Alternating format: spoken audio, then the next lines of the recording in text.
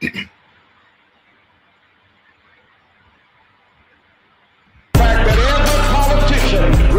voters, and we have enough HeartCity voting power here to change anything.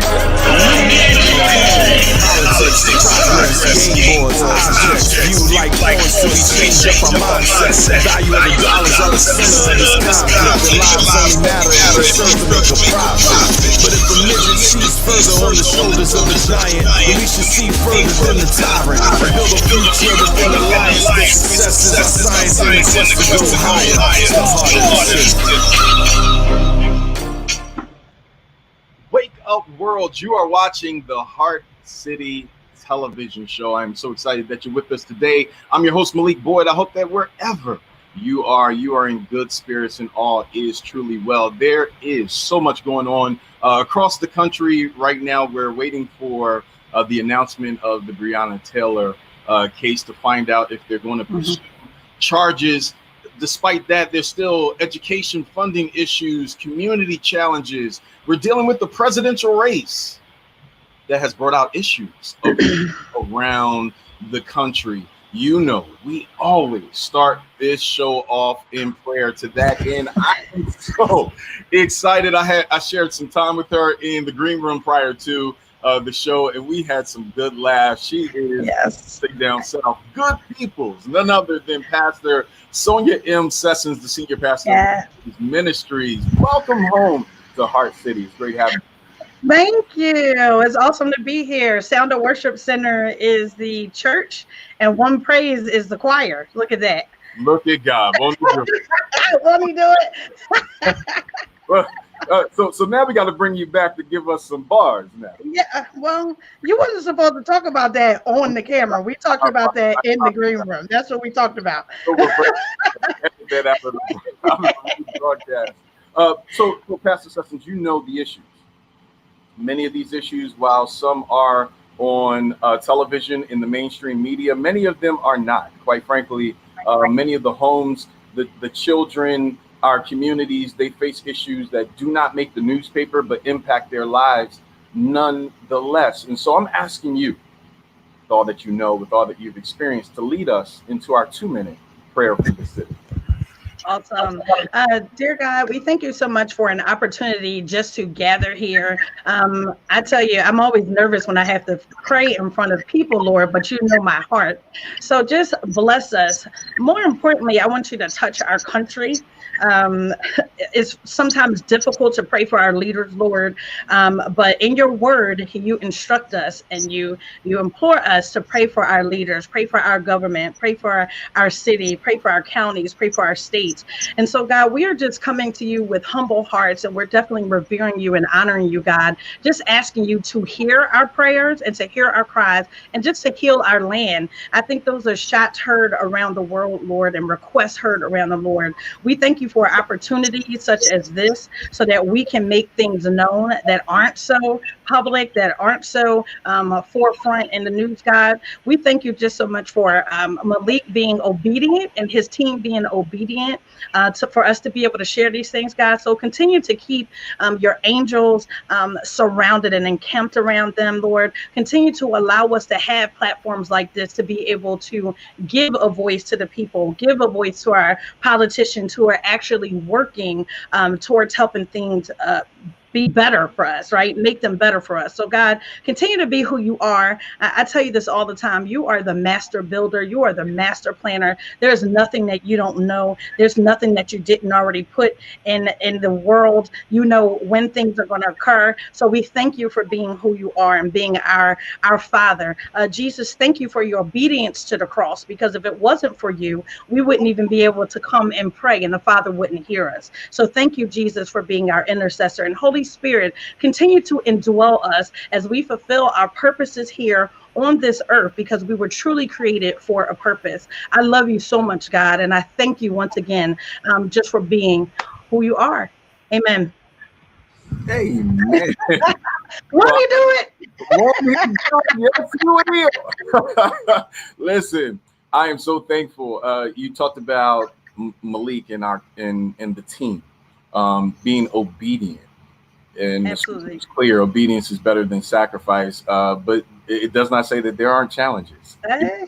So as you were praying, since you have bars, it reminded me of the song, "Continue to cover me."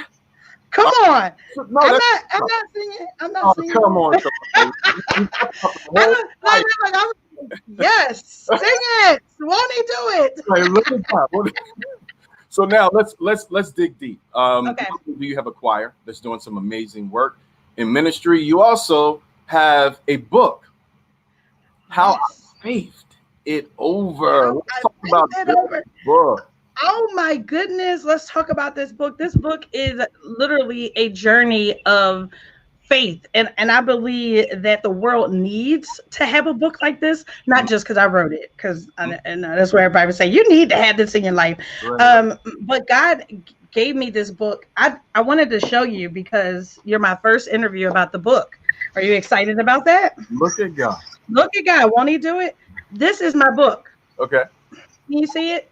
I see it. It's posted. Now we're gonna work on the No. The real book is behind me. Come on now, Malik. Come on. I know. But God gave me that book when I was being disobedient. And I wish somebody would hear me, and not to get all deep, but this is just how I flow. Yeah. I was being disobedient because God had told me when I started the church, my husband and I started Sound of Worship Center, to leave my job. My mom was saying, leave your job. God called you to full-time ministry. And I was like, no, I need to work. Right. So I took a contracted position. Okay. I'm an accountant by trade, and I took a contract position, and God was not pleased, but in my disobedience, he still loved me. Mm-hmm. And he legit gave me this book. And I was like, I came home and I was like, I think I wrote a book about faith. He was like, my husband was like, what? I was like, I wrote a book about faith. Yeah. So the book is it's a little bit about my life. Well, a lot about my life. Mm-hmm. But it also will break down faith to the most elementary level, because sometimes we're taught incorrectly about what faith is, right? We know that without faith is impossible to please God, but often when we hear the word faith, we immediately think that we're going to get like something physical or something tangible, right? So faith, what I say, is heaven's currency. And in order to be able to communicate with the Father and for the Holy Spirit to communicate back to you, you need to have that faith. And it's not always about the things that we're going to get. Yeah. Like you said, sometimes there's like lessons that we have to learn. And so, yeah, that's what I wrote. I'm excited about it. So let's do this really quickly. I got 2 minutes, but okay, go ahead. Faith is the substance of things hoped for, the evidence of things not seen. There's so much that we're looking to see, not only in the political landscape, in our communities, in our homes, right, in our lives, right? I wish there's some of the things that I desired for myself, I would see in myself. Paul talked about it, in his own, the things that I knew to do. Come on. For myself, challenged around doing those things. What motivational message would you give to those who are not faithless, but challenged by the lack or the low levels of faith in their lives? You know what? That's a very good question. And my slogan, if you will, is, do you trust God or don't you? Wow. And when I'm doing life coaching, or whether I'm talking to a little sister or a brother, I'm telling them, the thing here in life, even with COVID happening, and like you said, with everything in the world, we have to get down to the basic, right? The basics are us trusting God, no matter what it looks like. And I believe that in that trust, your faith is able to be restored and is able to be built up, because then out of that trust, God begins to show you different characteristics of who he is. And that's the best thing, to be able to peel off those layers. We can never peel off all of them, but you know what I mean? So I get it. Do you trust God or don't you? And that's period. That's it. That's my encouragement. Tell the audience and those who are watching this broadcast how they can get the book, how they can connect with you and worship with you in the ministry. Awesome. You can definitely visit SMS Ministries to get the book, because Amazon is sold out right now, and I only have a few copies left. We are all like getting shipments, but you can also go to Amazon and just type in How I Faked It Over, and you'll see my picture. Wait, time out. You sold out at Amazon? I'm sold out. Yeah, Amazon doesn't have the shipment coming until like October. Okay. So I was like, so it's probably gonna be like the 13th or something like that. Somebody told me, but I do have a few copies here if you wanted them signed, so they can go to my website. Sound of Worship Center. We have we're on Instagram, Sound of Worship Center, and you can definitely check us out there. We're revamping our website so that you can catch all the Bible studies and all the lessons. But yeah, I think that's it. And we're going to make sure as well that we post all of your information on our Facebook and social media pages, so that those who may have missed that message get it, and more importantly, connect with you. Thank you so much for covering the broadcast audience. Thank you. Pastor Sonya Sessoms, has been a pleasure. Thank you. It's been a pleasure. I am excited. We are now covered in prayer. Pastor Sonya Sessoms just covered us from One Praise. You have to check out the choir and the book as well, How I Faked It Over. I'm going to a break. On the other side, Ashley Woods. You'll hear from her and why you matter. You're watching the Heart of the City. Hey man, I really appreciate that Patrick Price on my insurance, Jake from State Farm. Being a champ has its perks. Here's the deal, Patrick. State Farm offers everyone surprisingly great rates. Let me repay the favor with some field passes. Come on. No favors, just great rates. Okay, fine. I'll let you the ring, but only for a day. When you want the real deal, like a good neighbor, State Farm is there. If I could do one thing, I'd make sure that there were more textbooks in schools. I'm a teacher. I've seen the need. But my girlfriend here likes to say, don't just talk about it, be about it. And we're about the 2020 census. Because when everyone gets counted on the census, it helps inform public funding in our neighborhood for the next 10 years. So don't just talk about it. Be about it. Complete the census online, by phone, or by mail. Shape your future. Start here at 2020census.gov. We're back. We're watching Heart of the City. I am so excited to have our next guest with us. She is in the car moving and shaking. However, I am excited to know that I matter. That is not just a hashtag that we all should embrace, but indeed, it is the title of her book, I Matter, a self-affirmation book for youth. Welcome home, Ashley Woods, the Heart City. It's great having you with us. Thank you for having me. I appreciate it. I've been looking forward to it. So have we. So let's talk about this. You have an amazing journey. Philadelphia native. You're a veteran. Thank you again for your service in the Army and the National Guard. You have your bachelor's in human resource management. You work overseas as a civilian contractor. You could have done so many things with what the Creator has endowed you with. Instead, you said, you know what? I want to motivate our young people. This is my heartstring. This is my passion. Talk about that moment that you knew that you mattered in this mission and it was important to move forward. Thank you.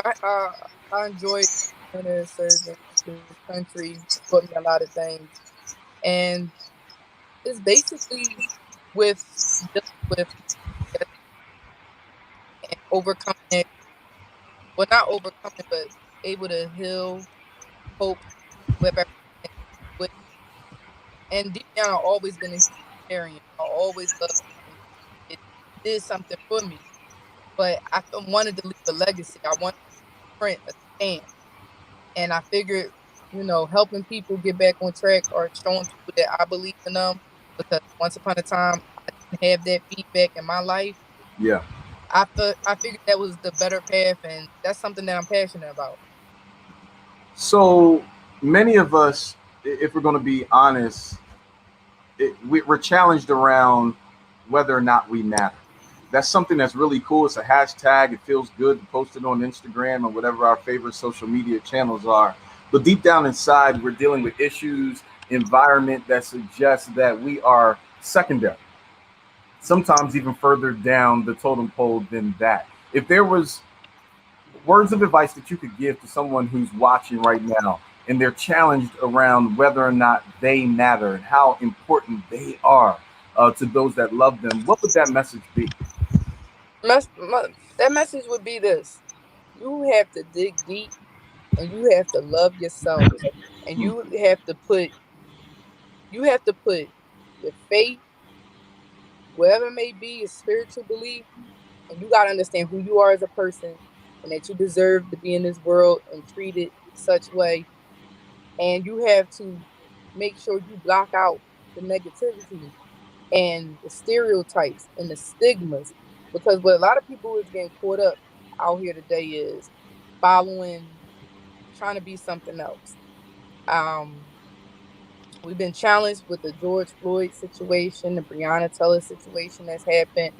Ahmad, it's a plenty of things. We've been challenged with those things that's happened, but it really starts at home, in your household, how you look yourself in the mirror, how you care about yourself. And so when I wrote I Matter, it's for the youth, but it's like you got to say those affirmations, just not children, adults. You have to believe in yourself and love who you are as a person first. And so once you figure out you're deserving of love, respect, you're worthy, no matter what they do out there to us, you're not going to change their mindset. And that's important. So they might, of course, we have our injustices. We have people that do things that judges, because our skin, we have the racism. Yeah. But you keep pushing. You don't give up. And that's the last thing we can't have our kids is giving up. Like, wow, cops don't like us. They want to put us in prison. We don't want kids to feel like they don't want to be here. And I'm passionate about that because it was a point in time in my life I felt like it was best for me not to be here and almost taking my own life. So it's like, that's the message I want to put out. Like, regardless of what's happening out in this world, if you know what's going on with you and how you feel and how you look at yourself, you'll be able to conquer a lot of things. I have to be honest. As I'm listening to you and hearing your words, I can resonate with that sentiment. Regardless of where people may perceive you to be in life, regardless of the affirmations that you give your children, as I do daily, there are moments where I felt literally like I did not matter. And everything that I was doing, regardless of the impact that it may have had, tangible or intangible, you felt like, or at least for me, I felt like if I disappeared, would it really matter to folk? Would they really care? I mean, we watch even with individuals who have made national news. John Lewis, who just passed, Congressman Lewis, an incredible civil rights leader, elected official. Nonetheless, there aren't people speaking his name like that. Once the news cycle went away, and once the funeral procession left, so did the enthusiasm for that person. It's clear that adults, if we're honest, have spent our lives living what other people's perceptions of us should be. We seek to attain things that they say would make us successful or make us feel successful or be perceived to be successful. You talk about what seems to be a mental freedom, unlocking your mind, learning to love yourself, kind of letting that cage bird sing, but not just letting it sing, but get out of the cage. What are some of the steps, the daily affirmations, the conversations that we need to have with ourselves that can help us get to that point of mattering and enjoying that space of mental freedom? Like, you gotta like who you are. Of course, we gotta go through changes and we gotta grow, we gotta mature, we gotta find ourselves. But I had to look in the mirror and say, like, I like you, Ashley. I love you. Even my imperfections. And so sometimes we get so caught up in trying to be perfect for the outside world, and we're worried about other people's opinions. You gotta put yourself first. So one of the steps is just loving yourself. Even when you make a mistake, even when you feel like you're taking a loss in life, you gotta still love yourself through that, because it's easy to love yourself when everything's going right. So true. It's very easy. So true.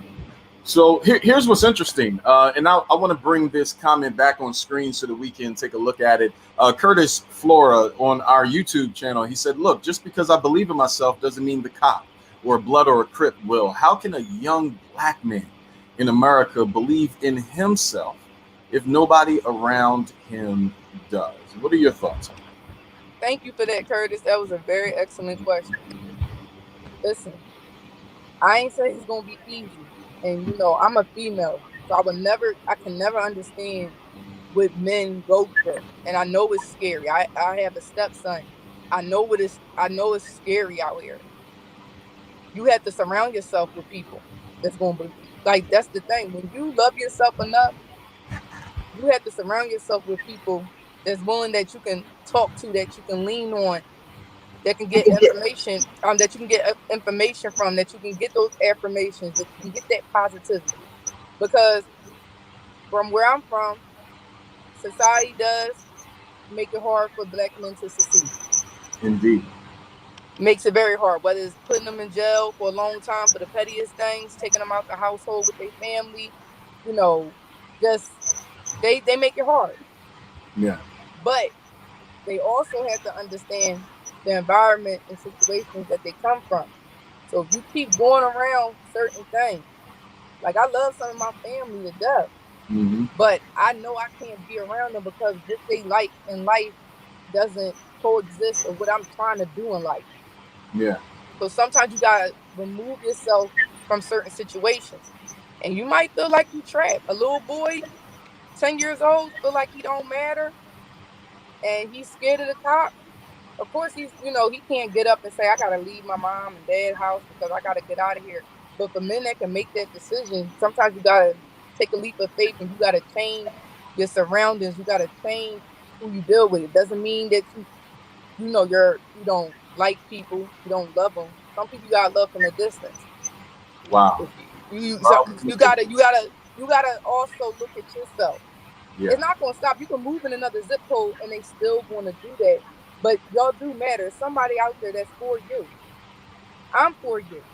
It's somebody out there that's for you, that's going through that same trouble. And men have to open up their feelings and emotions enough to be vulnerable to talk to people. They push your people aside because they're worried about this hard exterior, because they gotta be the man of the house. They gotta handle everything. But y'all have breaking moments too. Y'all have breaking points too. Y'all need to cry. Y'all need to lean on somebody's shoulder. Y'all can't do it all, especially if y'all don't have all the tools in front of you to accomplish it all. Wow. As soon as a man go to prison, it's like they're deemed their life is over, depending on what's the charge. So us as a community got to come together. What are we going to do to support these men so they can feel like they can have a decent life despite making a mistake at a young age? So I'm hoping, down the line through a nonprofit organization that I can go to the prisons. Instead of them waiting till they get out in a halfway house to get the ball rolling, if they know they can coming out 4 to 6 months, I want to help them in prison, them 4 to 6 months before they come out, so they can be prepared and be put in better situations. So I'm just not talking about it. I'm definitely trying to be about it. It's very clear that it's a heartstring for you. I was getting ready to make a statement, and I'm so glad that I didn't, because the last minute and a half of your words rang true for me personally.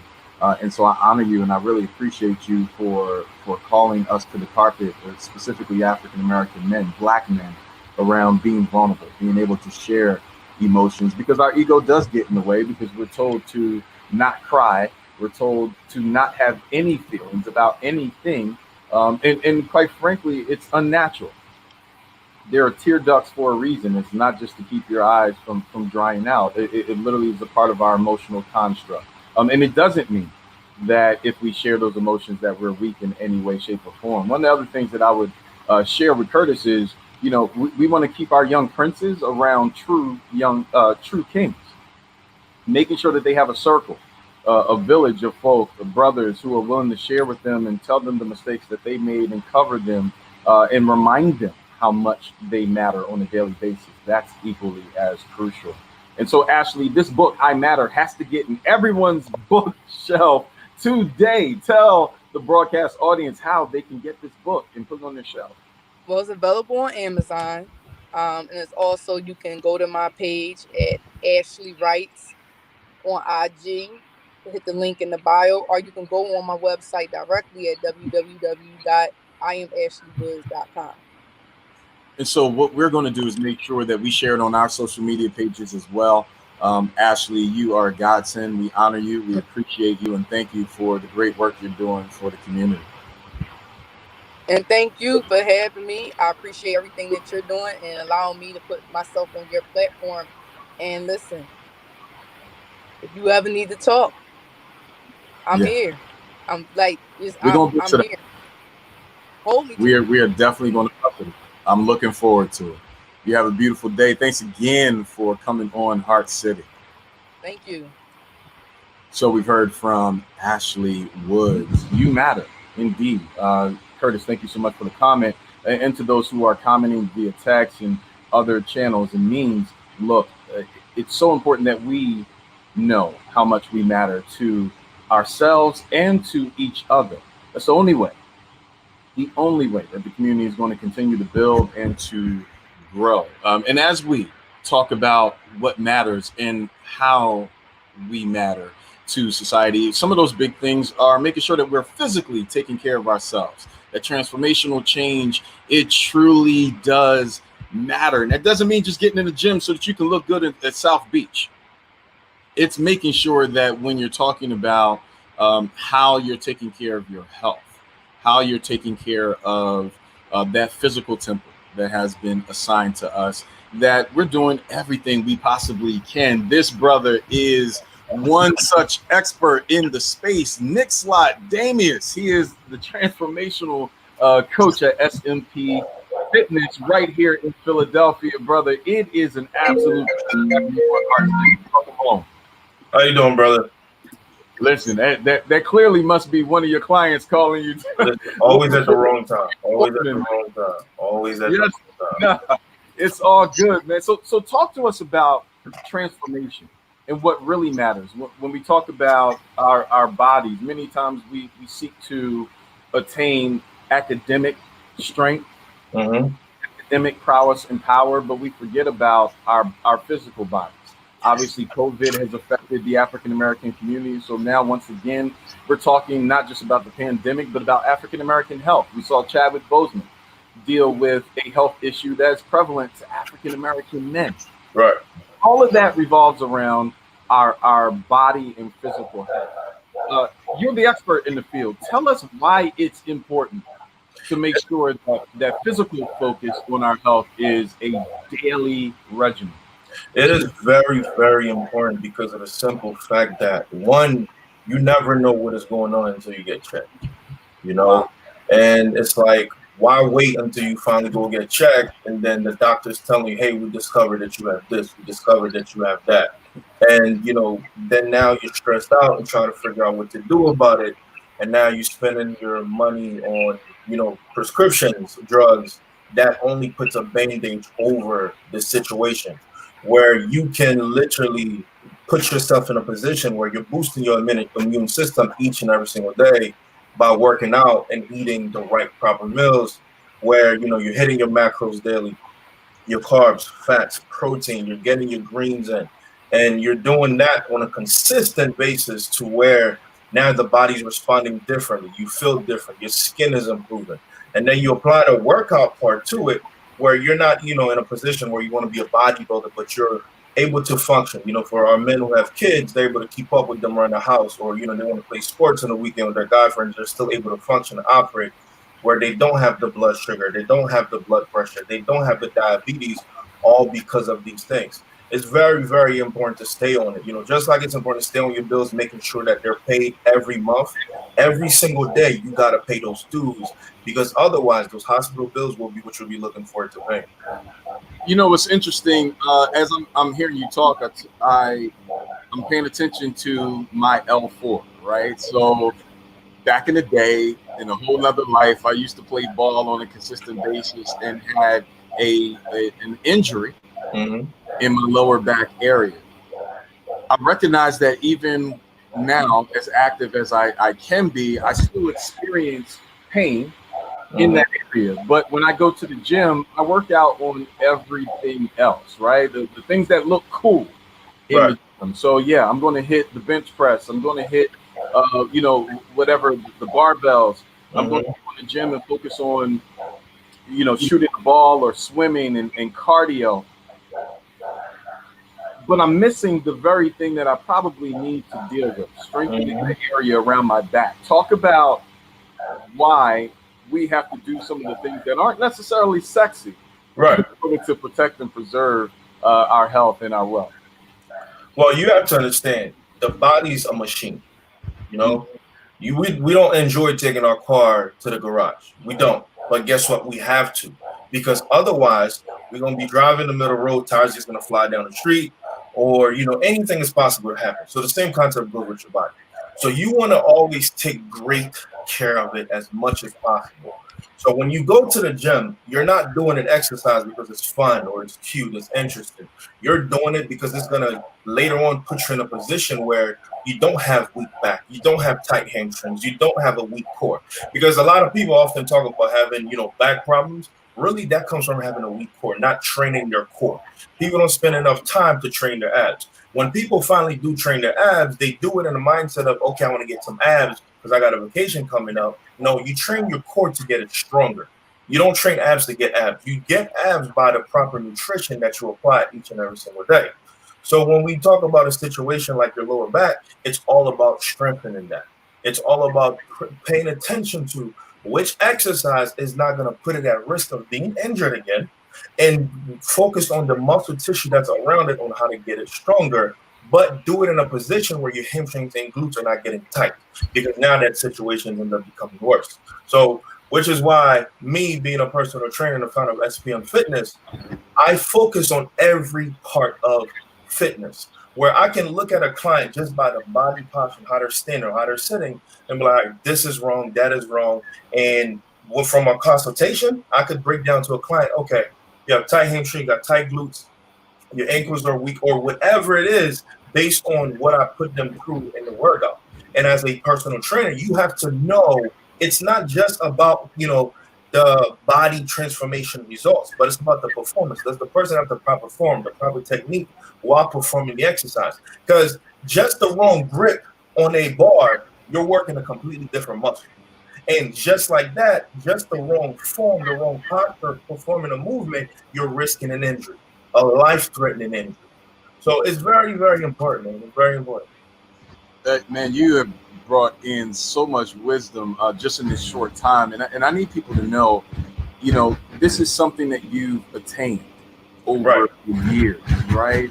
You were one who, ironically, was bullied. Yeah, man. And looking at you now, I'm like, I want no problems with my brother. But, you went through that in school. And then, obviously within a short period of time, by the age of 17, you already had 8 bodybuilding titles under the World Physique Federation. And so there's a level of mental fortitude. Oh, the mental is the number one, man. The mental is the number one. If you are not mentally fit, forget about the physical. Forget about the physical. You see what I'm saying? As much as we're talking about, guess what? The physical will be, it's a no-show, because mentally you're not prepared. You have to understand, the mind is very, very powerful. Like the Bible says, as a man thinketh in his heart, so is he. And then when we talk about this gym concept, you never feel motivated every single day to get to the gym. But what gets you to the gym is that discipline. And that's with anything else in life. You have the discipline because you know how important your goals is to you. And you have the discipline based on, your priorities in life, where you're putting yourself first. And you understand that fitness, going to the gym, is not just about the physical, it's a therapy thing. So when we talk about me being bullied, I always, laugh, because everybody always think it's like, your typical bullying. It's like, you know, you're dealing with the school kids taking the lunch money, getting. No, I'm dealing with gangs, and the gangs that I'm dealing with are individuals who were twice my age. I'm 9, I'm 10, I'm 11, I'm 12 years old. They're three times. They're grown men, and I'm a punching bag because I don't speak English. Yeah. Okay? Who am I gonna tell? What am I gonna say? At the time, my dad, before he passed in April, he was blind. Then my mom, she's been working at a factory. She doesn't speak English. I'm the only child. I'm legit by myself. So what was I thinking? Suicide. That's it. I'm going. I don't want to be here. It's done. It's a done deal. I got to deal with that. I got to deal with the nonsense back at home. At a very young age, at 10 years old, I was forced to be a man.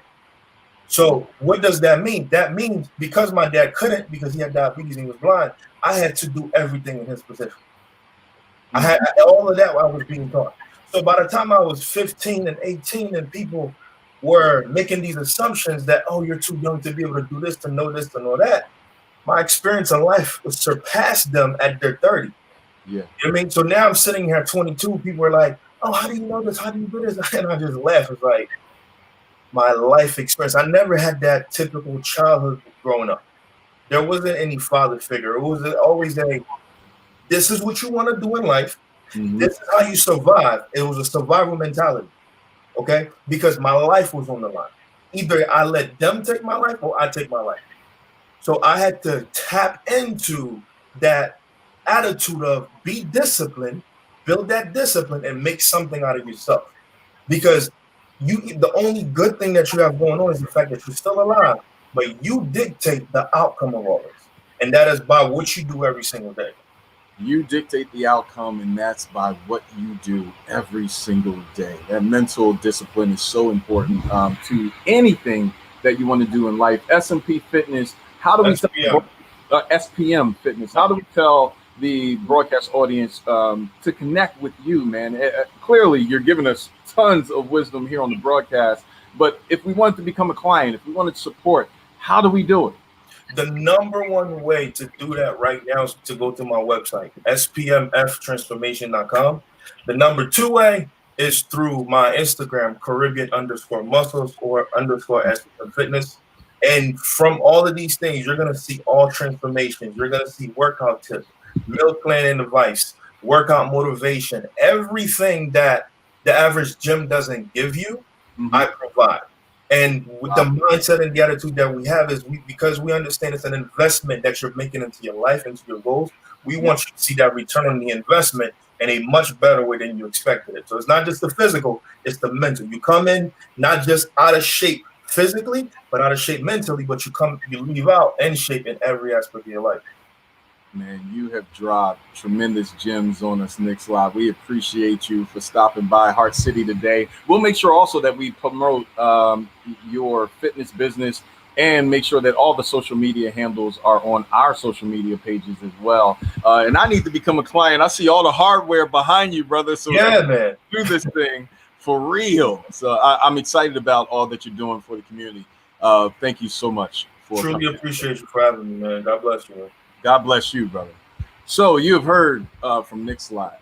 He's an amazing individual in his own right. Transformation is so important, not just from a mental aspect, but a physical one as well. As we talk about keeping our communities healthy and safe, it's not just drinking a whole bunch of sea moss. It's not just about changing your diet, but making sure that we have activity in this body of ours. We only get one. And we only get one shot at this. I'm going to a break. On the other side, it's EKG time with none other than Nicole, Thompson, and William H. Morgan III. You are watching The Heart of the City. We'll be right back. What's up, world? Yeah, you. I'm Travis Scott. This is my McDonald's order. Follow me. Here's my quarter pounder with lettuce, pickles, onions, ketchup, mustard, and bacon. Here's my fries. Sometimes I do this. Then I dip them into barbecue sauce. Oh yeah, and my Sprite. Same order since back in Houston, and you can try it too. Gotta go. The Travis Scott meal, just $6. Say Cactus Jackson. We're back. You're watching The Heart of the City. The show topic today: what really matters? I am excited to have these two individuals in the space, William H. Morgan and Nicole Thompson. Welcome home, the heart of the city. It's great having you with us today. Thank you. Thank you. Thank you. Nicole, you are a board certified psychologist, educator, author, public speaker, mentor. That's just on Tuesday. It's not Wednesday, and there's some more that you do and you bring to the table. Your program, Reverse the Adverse. Let's talk about that really quickly. What is the program and what's the impact on the community? So Reverse the Adverse is a trauma-informed care training that I offer to educators, urban educators, and social workers that serve K through 12 urban students impacted by trauma. And I raise awareness about how it affects the brain and impacts learning. And I offer practical strategies for them to help that learning improve. Wow. That's really important because it seems like our educational system has become a conveyor belt of sorts. And many of the resources that we need for our children and our young folk, they just don't get. And so it's clear that your component is a vital part of that ecosystem. For those who are hearing what you're saying and recognizing that there's an opportunity to engage you in those kind of services, how do they get in touch with you and connect with you? Well, you can email me at nt@goeducators.com, or I'm on Instagram quite often at GoEducators, Facebook, and YouTube as well. Perfect. And I am excited about having you with us for our EKGs in the center aisle, coming through in the 43rd 4-3 dive. It looks like my brother, William H. Morgan III. You are Director of New Markets for DASHURI, amongst other things. It's always great to have you with us today. Thank you. Thank you very much for having me. Always excited. My brother, it's always a good time spending time with you on the show. Absolutely. So let's talk about it really quickly. For those who don't know, DASHURI is a sponsor of HeartCity TV. Talk about what DASHURI is and some of the products that they offer. Absolutely. DASHURI is a 100% organically grown hemp company. We offer products that range from skincare to oils. We also have some gummies that are available. We do the beauty products on the mud mask, which I've heard are phenomenal. Some of the women who have tried our products. And we can also be found online too as well at www.mydashuri.com. Cool. I am looking forward to hearing your wisdom and expertise on our EKGs as well. Are you both ready for the EKGs? I am. Absolutely. Let's go. It's EKG time. This is the EKG, the part of the show where we place America front and center on the monitors of the American people. We will look for irregularities in the heartbeat, offer solutions on the issues we find in order to make America healthy once again. So fire up the machine. Let's start the EKG.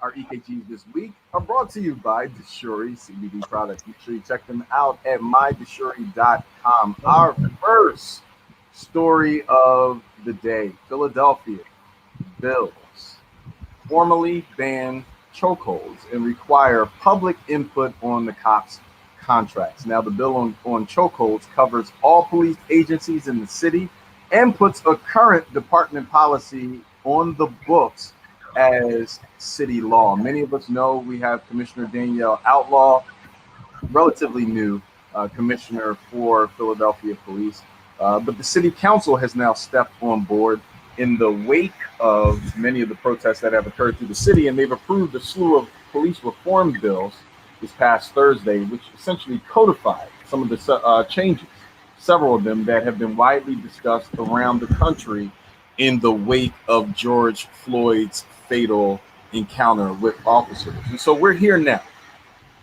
in a space where some would consider post-protest, many would consider that we're still in the middle of the very needed conversation in America. We're starting to see city councils, other bodies of legislature begin to really step up and provide and present opportunities for solutions. Do you feel like these solutions have real teeth, or is there still much more to go? So I'll go. Yeah, it's a great step forward. But I just don't think that it's enough. We shouldn't even have to write these type of laws into existence, because if the cops are really doing what they're here to do, which is serve and protect, they shouldn't be putting innocent people and people just because you're black in chokeholds and putting their knees on your neck when they're going the way they know that they're going to obstruct your breathing and possibly kill you. In terms of it actually being a bill and put into law, I read in the article that there's still no direct, what do you call it? No direct I can't even think of the word. What did you say? Impact or repercussion around? Yeah, repercussion, yes. There's no direct repercussion for the cops when they do it. So there's still a lot of talks to be had. And I know that they did turn down the public being there when they're coming up with the different bills and all to really have it like a community involvement type thing. But this is definitely a step in the right direction. But we still have so much more to go. And it's to a systems level, getting rid of the racist cops and cops that have had many incidents reported on them in the past. William, Nicole talks about the fact that we still have many more miles to go before we sleep and enjoy life, liberty, and the pursuit of happiness in the way that it was written and intended. Many will say that it was never intended for us. And so there's a grand conversation that needs to happen across the landscape. As you look at various states, because you're doing business in multiple states, you're watching entrepreneurs, people of color, recognizing that they also have opportunities to play a role in helping to rebuild the community and shape the community. From an entrepreneur, business leader perspective, what are some of our opportunities to get involved and engaged in the community to make sure that these dialogues are had, legislation is passed, and movement really occurs? We have to get together, right? So the community's got to get together, business has to get together.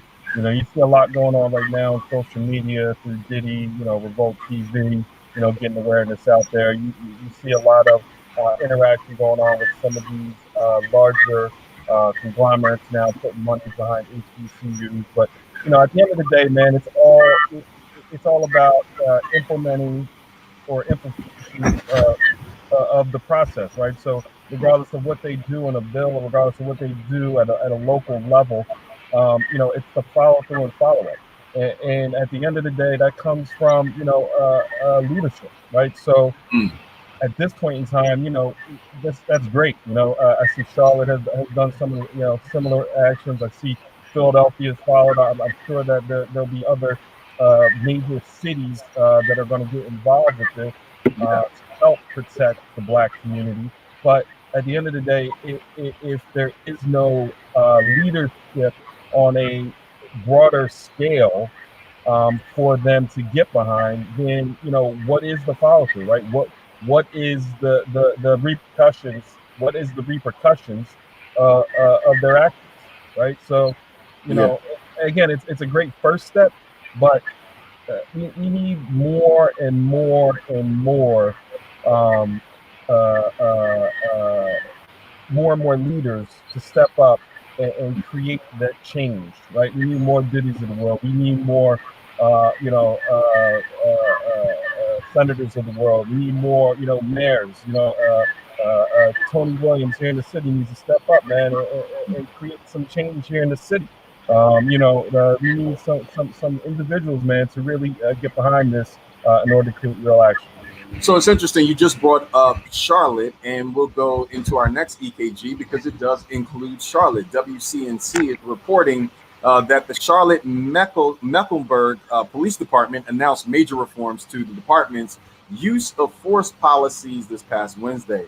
CMPD Chief Johnny Jennings said, "Look, I'm proud to announce today that Campaign Zero has checked off on all 8 initiatives. Those 8 initiatives focused on use of force restraints, which were all part of Campaign Zero's 8 Can't Wait national campaign. Now, the campaign claims that when police departments implement all 8 restrictions, such as banning chokeholds, prohibiting officers from shooting at moving cars, there's a 72% reduction in police-involved killings. Now, Nicole, is it safe to say that some of these things are just common sense Yes, that could be enacted.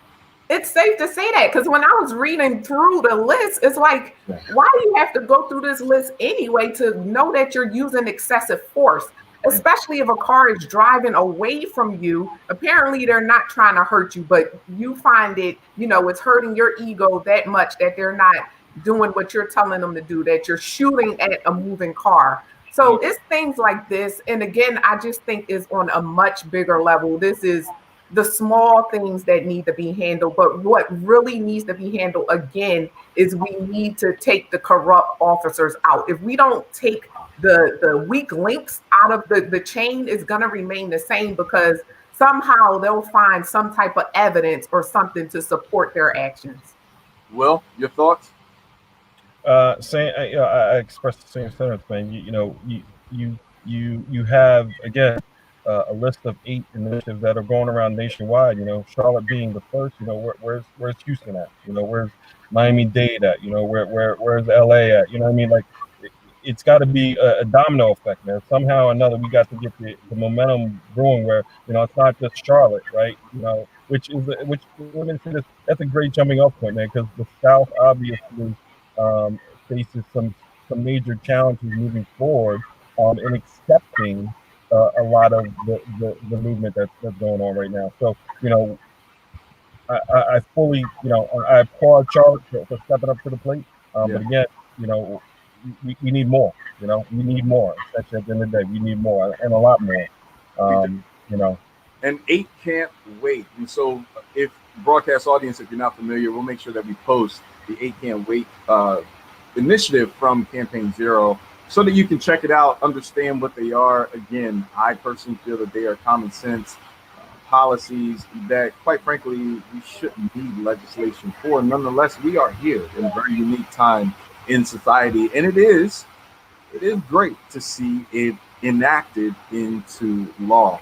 The key thing is most of the police departments are county ran or local municipality operating. And so it's very important that we don't just have this conversation at the federal level, but you make sure that your city council, your mayors, your governors, your state senators and state representatives are active in the conversation around police reform. Otherwise, we just get more placating, more promises offered, but no promises kept.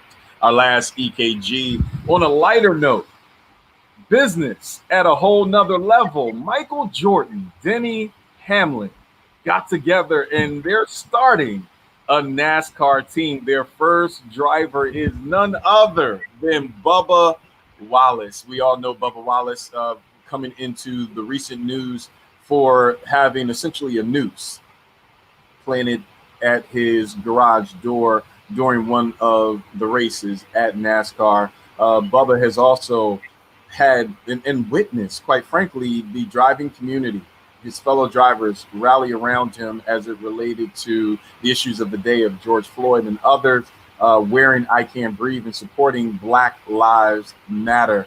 We're now at another space where our black dollars are now mattering in what was essentially a sport where we're very underrepresented. Will, NASCAR, Michael Jordan.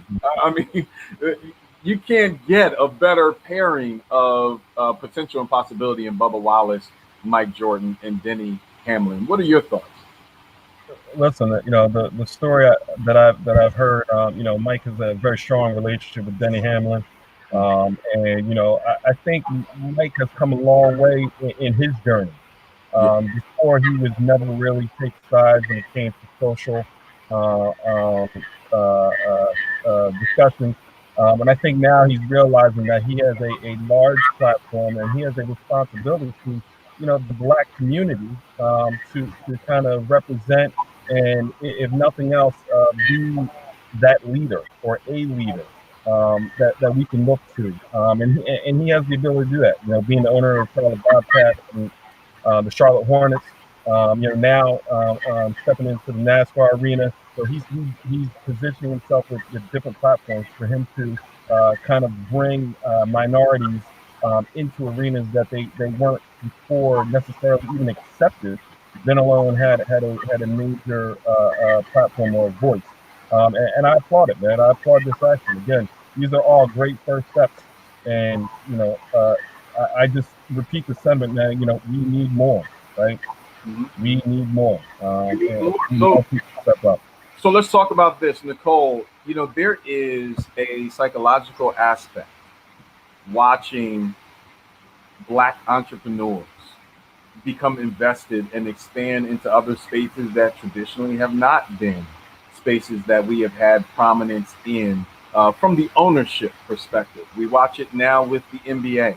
Quite frankly, the NBA, the court itself, the players, and everything around it has become a message board of our story in many ways. As we begin to see these expansions, what positives come out of this impact of watching this expansion of Black leadership, Black ownership, Black excellence?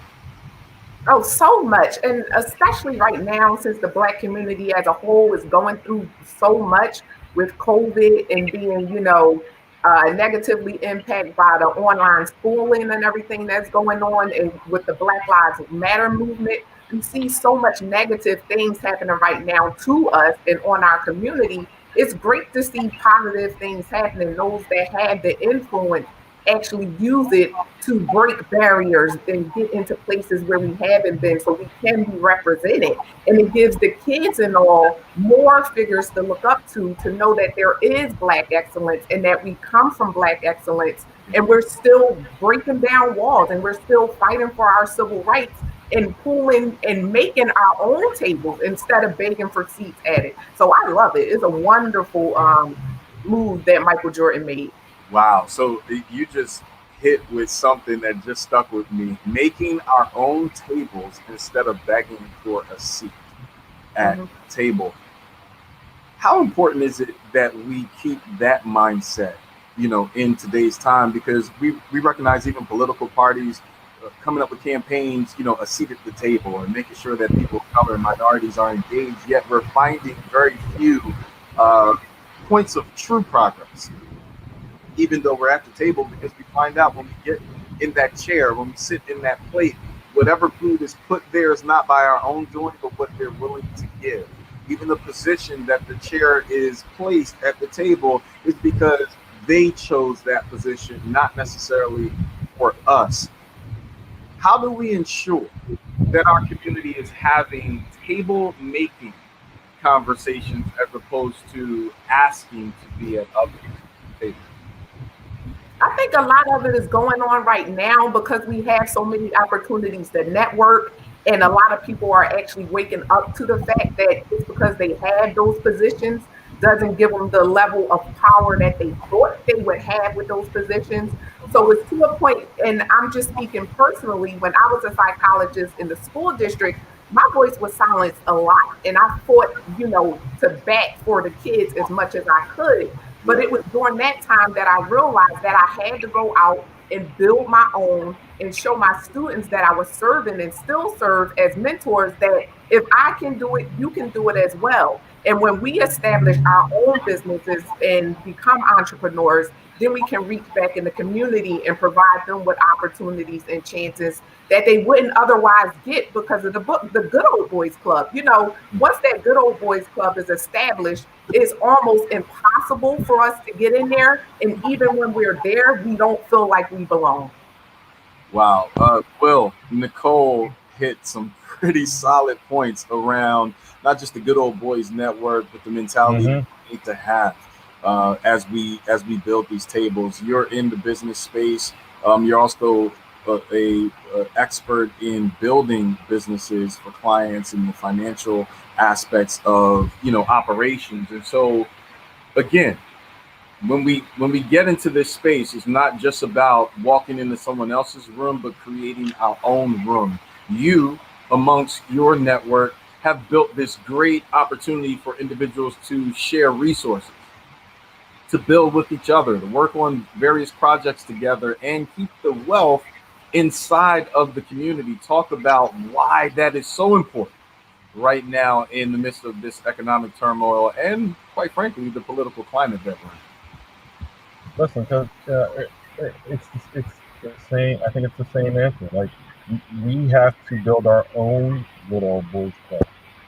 It needs to be insulated. That's the only way. That, again, we're never going to come to the dinner table and somebody has to feed us. Like we got to be able to feed ourselves. Like, we got to be able to pick up phones. We got to be able to knock on doors and know that there's another face on the other side that looks just like us with the same mindset, with the same initiative and the same goal in mind. Right? Create black wealth. Right? Again, I go back to Diddy because I think he's got a lot of great platforms, man. Black excellence. That is the ultimate. That has got to be the ultimate goal moving forward. Pool resources together, right? Get businesses. Get the barbershop, the salons, get the pharmacies. Get black-owned businesses together somewhere where they can, start reaching out and say, hey, look, we have just as good a product, just as good a service as anybody else out there. Buy to us, right? Service oriented. At the end of the day, that's the only way you're going to create the type of change. That's the only way you're going to create the type of financial independence and success that we're looking for, right? And instead of looking to others, we need more black banks. We need more black, advisors. We need more, black companies to go to on the retail and services side. But at the end of the day, I think one of the most important things that needs to happen is we as a black community need to trust in ourselves, trust in our own businesses, right? Because a lot of times, man, in the past, we just haven't had that same type of trust.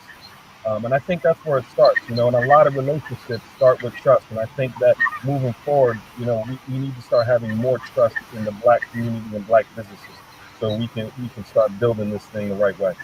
Each EKG, I tell the broadcast audience that I learned so much. This EKG is equally the same Nicole, Thompson, William Morgan. Thank you so much for sharing with us. I really enjoyed your wisdom and your expertise. And we'll make sure that we also post your information on our social media pages so the broadcast audience can connect with you. Thank you so much.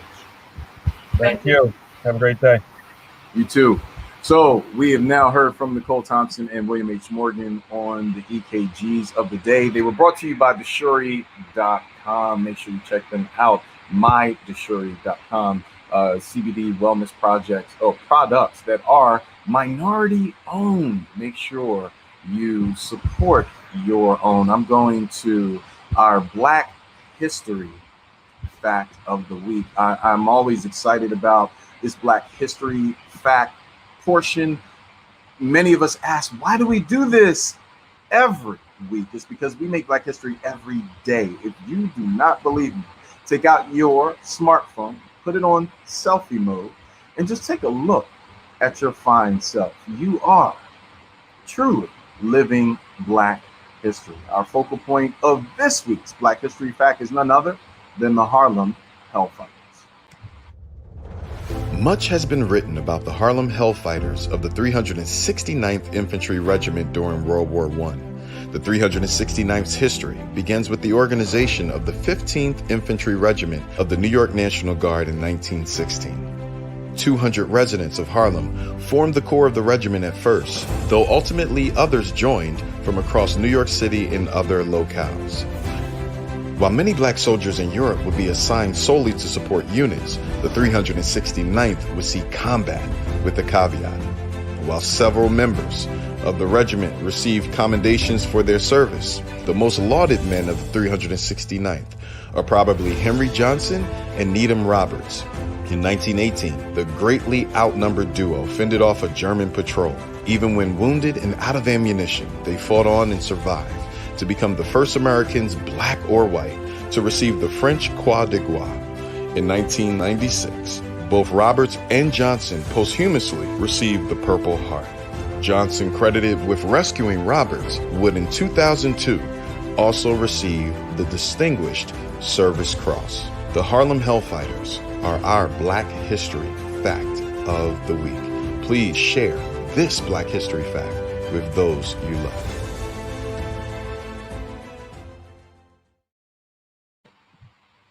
song of this week's focus point is We Need You Right Now, Lord. This is an absolute classic by Donny Hathaway. Make sure you support great music. It is only $1.29 on the Apple iTunes Store or Google Play. I'm going to a break. On the other side, Nicole, the grief bully, knocking out grief on a daily basis. I am excited about what she has to say, not just about the issues of the day, but you'll hear about her own personal journey. All that and more is on the other side of the break. You're watching The Heart of the City.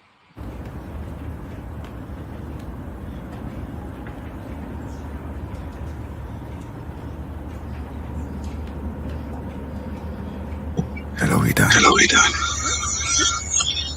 What a beautiful name. It means magic. You don't know us.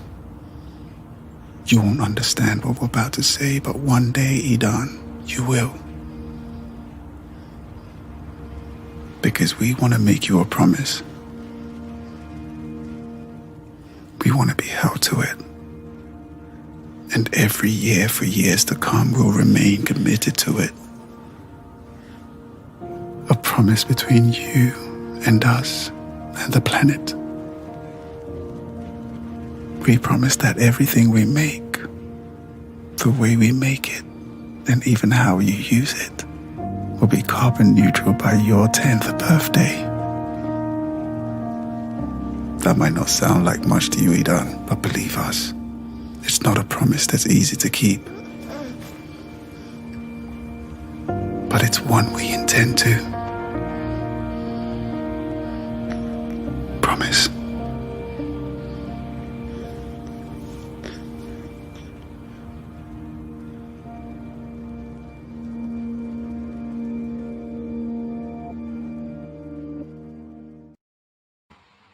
We're back. You're watching HeartCity TV. I'm so excited that you've joined us in the second hour.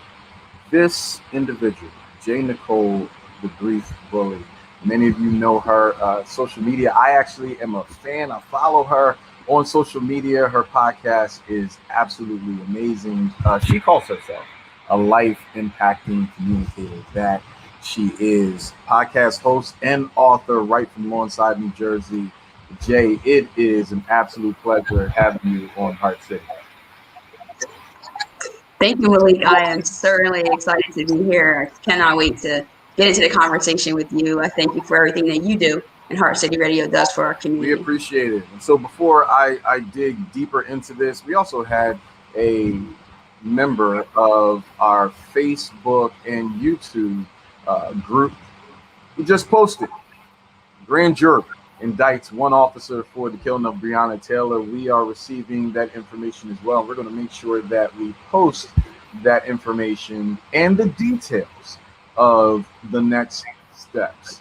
I think this is really important for many of us. We were anxiously waiting with bated breath to see if we were going to have yet another misfire from our judicial system. This looks like one more step towards a positive outcome. Jay, let's get right into this, because part of this kind of fits right in to what you do on a daily basis. We are constantly drilled with pressure from the justice system, pressure from society, pressure sometimes from our peers to just grin and get over it, especially when our community is stuck, in my opinion, between our desire to get ahead, our desire to adjust the crown, as some will say, and to just grieve over all that we've experienced, the current PTSD, the consistent impact of what has occurred. You help us on a daily basis to process it, to slow down, tell us sometimes just be easy. It's okay to feel what you feel. I'll be honest, as a black man, it's hard. because vulnerability is looked at as a weakness. It is not looked at as a strength in many circles. How do we begin to process this tremendous amount of trauma that we have experienced? Yes, so thank you for sharing that. I think it's a lot. I think one thing we have to remember is grief is essentially taboo. And so for those who don't know what grief is, it's essentially deep sorrow. And so I think the year that we're currently in now with 2020, as some of the things you mentioned in regards to Breonna Taylor as well, it's all grief. I think a lot of times we just think of it as loss of loved ones, but it's just can be changed. We essentially have lost, to an extent, life as we knew it in so many ways. And so I think you definitely have to park and give yourself that break, give yourself that space. And I know it's easier said than done, but that's why I believe if we as a community adopt that perspective, we can encourage each other to take that break. So even if I myself might not be as strong in that area, to say, hey, I'm grieving, it's a lot, I need time. If I have other friends and family and people who have adopted that concept, we're going to push each other's back a little more to say, hey, give yourself permission to take that break. But where I find it's difficult at times, as you mentioned, we're in a society where it's grind, keep going, stop, hustle, create, do all of these things, especially with social media. You get inundated and weighed down with that. So I think it's harder to give yourself that pause. Just for a normal everyday basis. So to give yourself that pause for grief, I think it's even more challenging for us to do, but it's so essential and so crucial for us to do that. And even like you said, as a Black man, on my podcast, majority of my guests have actually been men of color. Which is interesting. I saw that, and it's surprising because many men, we're challenged around sharing our pain. Our children look up to us to be providers, to fall in whatever dynamic and role that we have inside the house. Our spouses, significant others expect a particular role as well. Society has a role for Black men in general. Some of it we do not want to wear or accept, right? But it's pushed on us nonetheless. And then our women are constantly barraged by what they're told to do, by what they're perceived to only be focused on, and then quite frankly a whole nother suppression effort in its own right as it relates to academia and professional progress. We all have issues. I'll be first to raise my hand. I'm right with you. I've got issues, right? But those issues really make us who we are. They do. And faking the funk on those issues really, it hurts others, but more importantly, it hurts ourselves. As we talk about what really matters, Ashley Woods, our earlier guest, talked about I matter, and talking about the work that needs to be done in me. Talk about that self-surgery that needs to happen, and why sometimes you can't do it. It takes a professional, it takes a village to help us walk through the trauma that we've experienced. Absolutely. I would certainly echo Ashley's sentiments as well as yourself when we say I matter and I have to matter and what really matters. But what I think is we can't also negate the fact that it's scary. And one of the interviews that I've had, Summer Wayans, actually Dr. Summer Wayans, I'm sorry, said that we know that we need to do these things, but we haven't really been shown how. So it's not enough to just say, hey, you need to work on yourself. You need to look internal. You need to dig and digest and dissect all of these issues, all of this trauma that you've been through. Okay, but how? How do I do that? And I think what you and I are doing right now is one of the major points that we can do is to have the dialogue, have the conversation. I think we have to see ourselves in other people's struggles sometimes in order for us to acknowledge our own pain. Because isn't it true that it's hard sometimes to see what's really going on? And so you might not look, and you also, if you do look, you might have blinders, because I've been through a lot. I've been through a lot of trauma in my life. And sometimes the way that I deal with that, because I am a resilient person, it's harder for me sometimes to see that trauma as trauma versus just saying that's my life. Wow. So if we don't see it as an issue because this is what we're accustomed to, then it's harder to fix that. So like you said, we do need professional help. And I'll be the first to tell you, I have a therapist. I love my therapist. I actually had a session just yesterday afternoon. And there's plenty of times when before my session, I'll say, I don't really have anything to talk about today. I feel good. And then by the end of it, I'm like, wait, did I add more minutes onto this session? Right. Right. It's something super important for us to understand that it's not this concept, the stigma is a better word, that hey, therapy, you go to therapy, you're crazy. And so no shade to anyone that has mental illness, but there's a difference between mental illness and your mental wellness. And so what I'm trying to preach and advocate is taking care of your mental wellness. And my mission falls more along the lines of grief, which falls under the umbrella of your mental wellness. And so I think, go ahead. Before you go forward, talk more about yeah, slow me down. That spot. I think we need to park just for a minute. There's a difference between mental illness and mental wellness. Say more about that. Yes, absolutely. And so that's what allows me to feel comfortable having these conversations, although I do not have professional credentials, is because I'm speaking more about the mental wellness part of it. So that's our internal, our emotions, our thought process, and just making sure that we're healthy. That's self-care. Where mental illness can be bipolar disorder, schizophrenia, it can even be depression, anxiety, different things like that. And I always err on the side of caution because I don't want to say the wrong thing in that regard. But people cannot be afraid to be labeled as crazy.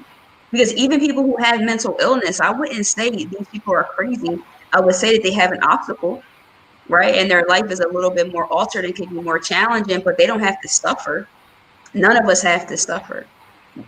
It's a choice. It's an option. So you can seek help, seek therapy, do the things you need to do that's going to be good for your self-care and your wellness. You know, as a black man, you know, and I hope to still keep my black male card on this one, but you know, we will search high and low to find the best barber. You know, if we're in trouble, we seek to find the most effective lawyer. For example, our guest Nixlot will go to him and others as it relates to physical training. I got to get ready for next year's vacation time, right? And I've got to get my six-pack back. We never stop in many ways, and for many of us, to say, I need therapy. I need a therapist on speed dial to deal with these issues. And I'll be selfish in this moment, for black men who are watching this show going, look, I already deal with enough. I already have tons of expectations on me. Last thing I need is a stigma around therapy. What would you say to those men who are watching right now with that thought in mind? First, I would say that's valid.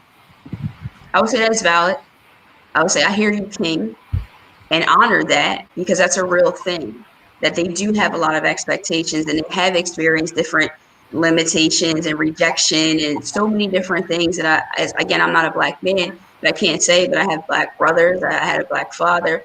So I think that is very important for them to, one, have that validated, but also if you're a father and you have children, if you're not going to do it for yourself, then maybe you want to do it for them to break that chain, to break that stronghold, to break that repeated cycle. But also, if you want to live your best life and do all of these things, you have to know that it's certainly important.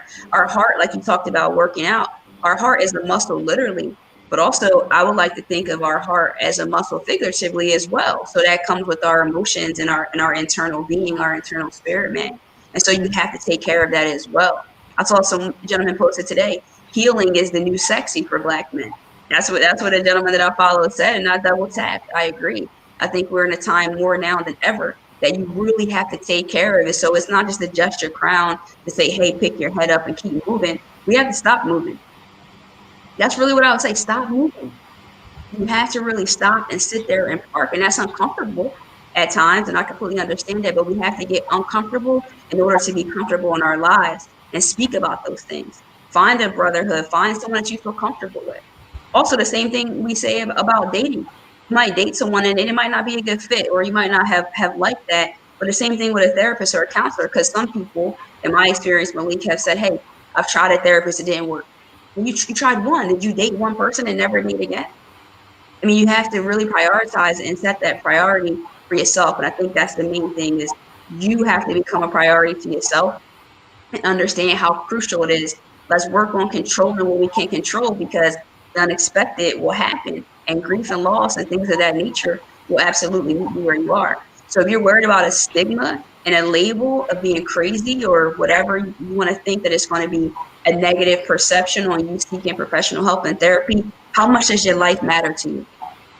Because it's that serious. It doesn't, things can trigger.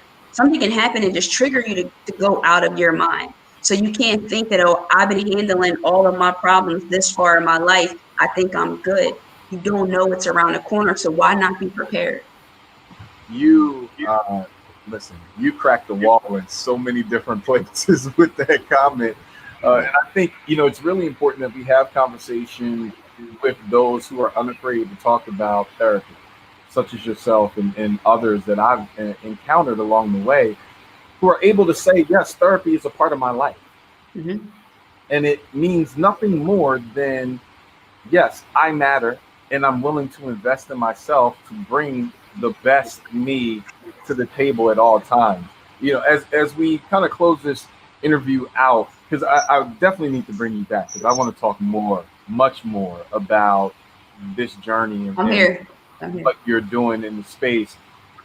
Define grief bullying.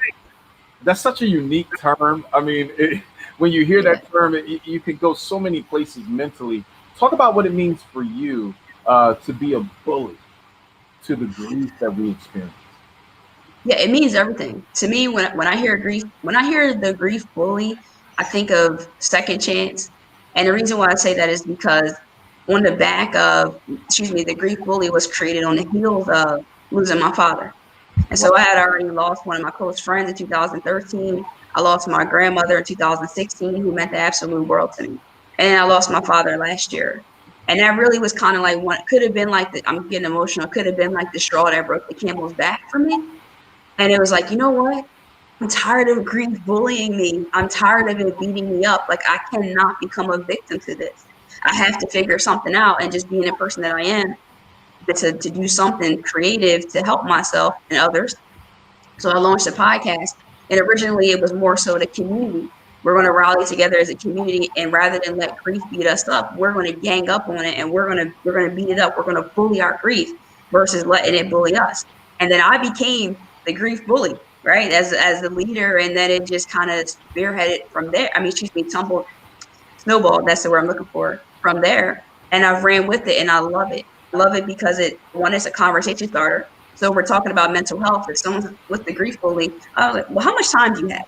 And how deep do you really want to go here? It just allows us to enter into that. And so I really am thankful that God placed that into my heart, and I was able to be open to it and follow my purpose and be a life impacting communicator behind the grief bully. Listen, we honor you and thank you for the great work that you're doing. It is a selfless act to help others to deal with this level of trauma. And I know, quite frankly, that it's impactful on you as well. Those who are unpacking, it has to go somewhere. So we recognize the strength in you, and we appreciate your podcast and all that you're doing in the space for others. I know Curtis Flora just posted a comment saying that he thanked you for your support that you have given him. He said, look, I've gotten to a place to cry in my closet, just not ready yet to cry in front of the wife.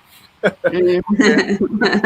real. That's real. That was healthy, and I'm sure that that's all part of a progress and process itself. So Curtis, thank you so much for your comment as well.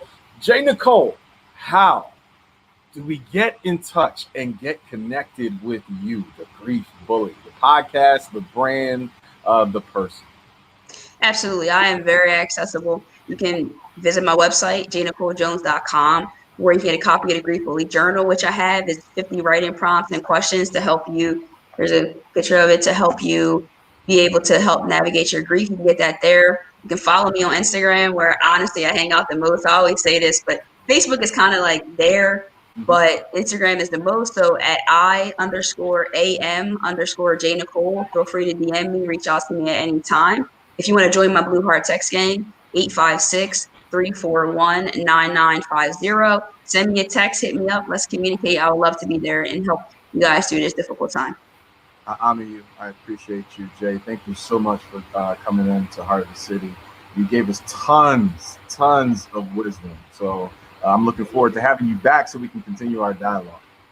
Thank you. So we heard from J. Nicole, the grief bully. It's important that we're honest about the issues that we're facing. We shouldn't shy away from them. We should deal with them, face them head on. More importantly, find those who love you, care about you enough to walk with you through that journey. For me personally, yeah, I got issues, and there's a lot of things that I'm dealing with, and rather than packing them up and filing them away in the various file cabinets of my mind and my heart, we've got to pull them out, begin to deal with them, so that we can live a life that is not only free mentally, but that we can give the best impact to the world as we know it. Being a wounded warrior in this space is one thing. If the world is doing it to you, it's another thing if you're allowing it to be done to yourself by your own self. The Grief Bully will make sure that we post all of her social media handles and much more on our social media pages. This next guest, Tisa Silver Canady. I looked at her bio. It is amazingly impressive. She is the founder, managing director for Silver Canady and Associates LLC right in Maryland, a financial wellness advocate for today's scholars. She focuses on student loan debt. Many of us know that is a hurdle for many of us to kind of get over and deal with in the space. She helps new borrowers think strategically about financing their higher education. I probably needed her when I was in college as well. She advises those existing borrowers on strategies to tackle and manage and eradicate their student loan debt. She's helped students and families repay more than $50 million in student loans. Look at God. Won't he do it? $50 million. So BET, Forbes, Investopedia, Time, Ladies Home Journal, Essence, Fox Business, MSN, Yahoo Finance. They all know your name. In the Heart City family, we're honored. Thank you so much for having me. Welcome home. Welcome home, the Heart of the City. It's great having you with us. Thanks. I'm happy to be here. So, Doc, let's get right into this. Student loan debt is a beast for many of us. It's a beautiful thing to get that great sheet of paper, that very expensive sheet of paper. And yes, it does help us advance and get to where we need to be in many areas and facets of life. But managing the repayment of that student debt can sometimes be a make or break for many of us. You've really dedicated your life to ensuring that people can make an impact financially, can build wealth for themselves by eradicating this heavy load that's on their shoulders. What was your mission mandate? The moment that you looked up and said, you know what, this here is what I want to do. Well, you know, I think two things. One was to increase awareness, and the other was to improve outcomes. Because having information available is one thing, but it doesn't make much of a difference until people apply it. So it's my personal mission to help Black students be more strategic with student loans so that they can reap the maximum benefits from pursuing higher education. So the information is here in this latest project, which is my new book called Borrowing While Black. But what's important is that they take the information that's in that book and they apply it. because student loan debt is an easy way for someone to have the best of intentions, which is pursuing higher education, but to get in over their head and find that once they get that degree, they're now drowning with a debt that must be repaid. So, as I'm listening to you, I'm going to tell on myself right now. I sat at Temple University and I walked past all of those credit card companies that set up little tables in front of the Student Activity Center. And I said, oh, you know what? The towels are dirty. They're giving out new towels or new towels if I just sign up for a credit card. They're giving out water bottles. They're giving $100 gift cards if I just sign up for this credit account. Before I knew it, I had all kinds of credit cards. I went down to Banana Republic and I was the best dressed broke dude on campus. And you found out later that bad debt, because you're unable to pay all those things that you're accumulating, because many of us come into debt or credit with a lack of understanding of what it is or how to manage it. And so add student loan debt on top of credit card debt, and you have challenges for days. It's clear that our community can benefit from education on the front end, not on the back end. You're doing that on a daily basis, helping us come into the understanding of debt and credit and how it moves. What do we need to do as a community? Because it's clear we're behind the 8 ball when we're talking about money, the hierarchies of money, where debt is created and how it's managed. What are some of the steps that we need to take for the broadcast audience who's listening now? So particularly for you and I, because listening to your credit story, we must have been in school around the same time, because they got me at the bus stop. They got me at the bus stop, and I went and got a pair of Cinnamon Tims and an Eddie Bauer jacket, and I was looking good. But I had to pay for that. I had to pay for those things to keep up appearances, and thank goodness I know better now. But what we need to do as alumni, as people who've been through this experience, we need to go back and reach out to the next generation of students to tell them about the things that we went through, so that hopefully they'll listen up and avoid some of the same pitfalls. And I think that what's really important is immersion in higher education. I use this analogy sometimes that if I wanted to learn another language, I'd hang out with people who know that language already. I'd listen as much as possible, and over time, I begin to get more comfortable, and I begin speaking that language myself. That's what we need to do when it comes to higher education. We need to take students who are younger than us, bring them onto college campuses. If it's just to use the library or have a picnic on the yard, we need to let them know that this is not some imaginary place that's far away that you can never go to. This is a place where you can take up residence. This is a place where you can learn about careers. And this is a place where you can become a better person to contribute more to society. But it's not some place that's reserved for a special population. So really, I think that to increase awareness, it's on us to go back to students in our communities or students who are at our high schools that we attended, and to tell them, this is what's waiting for you after high school. And I also want to say this. I know many people are all set on the 4-year degree. You've got to get a bachelor's, got to go to college for that 4-year degree. But that's not necessarily the mission for everyone. What's important is that students are thinking about life after education, and they need to find the proper educational program that aligns with the career that they want to go into to make a living. I'm really excited about your last statement.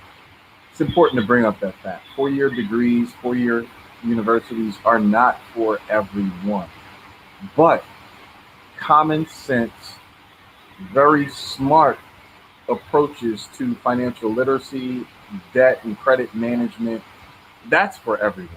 That's something that should be a mandate across the board. And so you've literally built an empire. You're too kind. I mean, honestly, in taking care of our people. And I think it's really critical that you and others get out into the national landscape as you have done to ensure that we have this information. It's saturated through our communities. Churches, schools, community organizations should be in touch with you and others, making sure, especially now in the Zoom, online atmosphere, it's very easy to get engaged. And so talk about this coming year. Obviously 2020 is kind of ending up, and you're following your mission mandate for this year as best as you can with COVID and everything else. But as 2021 turns the corner, and churches, leaders, whether it be political, civic, and others, are listening and watching, what are the ways that they can connect with you to engage and kind of get our best practices fine-tuned so that we're a more effective community? Absolutely. The best place to reach me is my website, which is tisasilver.com. There I have free resources for borrowers who are just coming out, graduating from college, because I want them to make a smooth financial transition from being a student to being a professional who's repaying their loans as promised. I've also got a quick guide to navigating fall 2020 in the wake of COVID-19. And it's a free guide that's available for students and families and offers some tips to help them answer questions about what to do with the next semester, how to possibly get more financial aid, and how to maybe revise the decision about where their student needs to pursue higher education. So plenty of free resources are available on my website. And I also have to give a plug for the book, which is Borrowing While Black. That's available on Amazon as well as tisasilver.com/shop. And in the book, there are just plenty of free resources to help people figure out what their path to education beyond high school is. And again, I have to come back to this. It's about increasing awareness. In my doctoral research, I found I found some studies that showed that minority students, first generation and low income, tend to turn to the people who are closest to them to find information about college, and more importantly, how to pay for college. And if you're surrounded by people that have never been to college, chances are you're probably going to get inaccurate information. And for many students, that might leave them thinking, you know what, college is not for me. I can't afford it. I don't need it. So I'll just stop with high school and that's it. But the key to understanding how to afford college is to go to the source, go straight to the source. What are the colleges or community colleges or career schools in your neighborhood? Go to their websites, look at that financial aid page, and you can see exactly how much it costs. And you can also see the sources of funding that are available for you to attend that school. So it's important to push. Yes, education beyond high school is important. However, you have to have accurate information about the kind of education you want to pursue, as well as every available penny of outside resources to help you pay for it. You know, it's interesting as you talk about borrowing while black. It reminds me of one of our previous guests, Mercer Baradaran, and some of her work around the wealth gap that exists. And yes, banks have played a role in redlining us in more ways than one. Education being one of them as well. But now it seems to be it's more of an access to resource issue, not necessarily a stonewall as it relates to banks. Do you find that to be the truth? And if not, what is our current landscape? For many who are saying, well, going to the bank, they're going to deny me because of this, that, or the third, or I don't know the difference between the credit union, the bank, or a private lender. What are some of the things that you would want to share with the broadcast audience right now and helping them prepare to have those kind of conversations? I would like to share some free resources. The first one I'd like to share is the Consumer Financial Protection Bureau. So for people that have any questions about banks, taking out loans, even paying for higher education, you can go to the CFPB's website at consumerfinance.gov. And there you'll be able to find unbiased, ad-free information about establishing banking relationships, from buying a car to taking out a mortgage or to opening up a checking account. And what's important when people are at the start of, initiating these financial relationships is that they get information that's from an unbiased source, not trying to steer them one way or another or to exploit them. So that's one free resource that I'd like to recommend. In spinning it back to higher education, I also think it's important to start with the government as well, because there's plenty of free funding that's available through the U.S. Department of Education. So the best place to go there is studentaid.gov. Again, that's studentaid.gov. And I'm so glad you asked this question, because on October 1st, the 2021-2022 free application for federal student aid is going to go live. So if there are any students or families with a student in their high school who plans to be in school for the 2021-2022 academic year, and this is post-secondary education, they should definitely complete the FAFSA, because the FAFSA will let you know how much funding you're eligible for at the federal level, but many schools and many states also use the FAFSA to assess student eligibility for their grants and scholarships. So start with those federal resources, but also look around the corner, look in your community, ask your friends and family which banks they're using, who they're familiar with, and what their experience has been. And with all of that information, you have to decide what's right for you.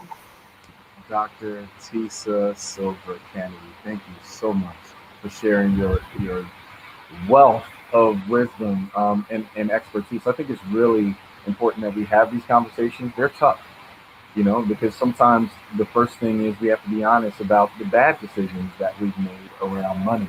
But sometimes the best way to change habits is to talk about those habits that we created and figure out ways to make a difference. You help us do that in major ways. We honor you and we appreciate you.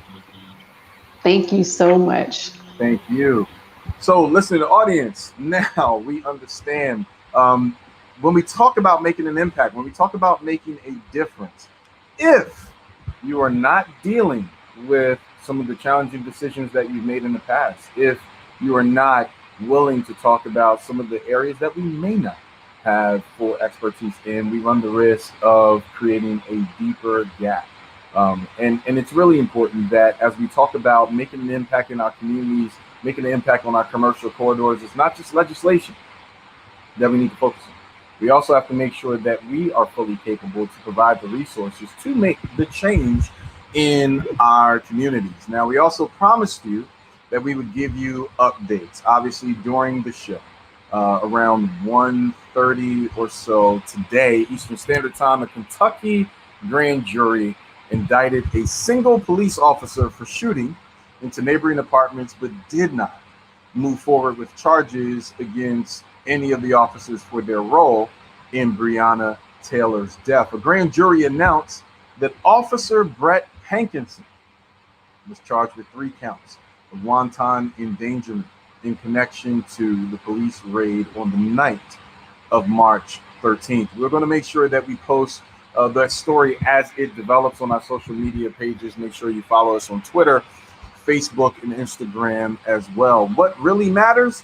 You matter. We thank you so much for tuning into the show today. We hope that this has been a blessing to you as it has been to us as well. We discussed finance, ways to make sure that our debt is free and clear so that we can make impact in our community. We talked about our physical being, how to ensure that the physical transformation looks just as good as the mental transformation and the journey that we're on. In that mental space, we also talked about how to deal with grief, trauma, PTSD, the things that challenge us, keep us from being the best that we could possibly be. The truth is we all have issues. I myself being one of the most in that space. However, at the end of the day, it's true. Those issues make us all unique. They all give us our own journey, our own path. And more importantly, we learn how to fall back in love with ourselves. We learn how to take the ego out and learn that we're all human.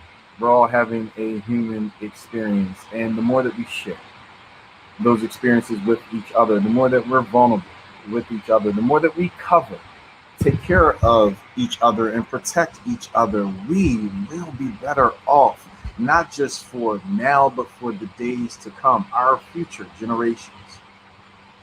They're relying on us right now to be real, to be honest with ourselves, and to expose those vulnerabilities, but more importantly, to bridge those gaps with love, care, and concern for each other. Know that you truly do matter. You can find us on social media, Facebook, Twitter, and Instagram. And as always, feel beautiful, look beautiful, and act beautiful. Why? Because you truly are beautiful. See you next.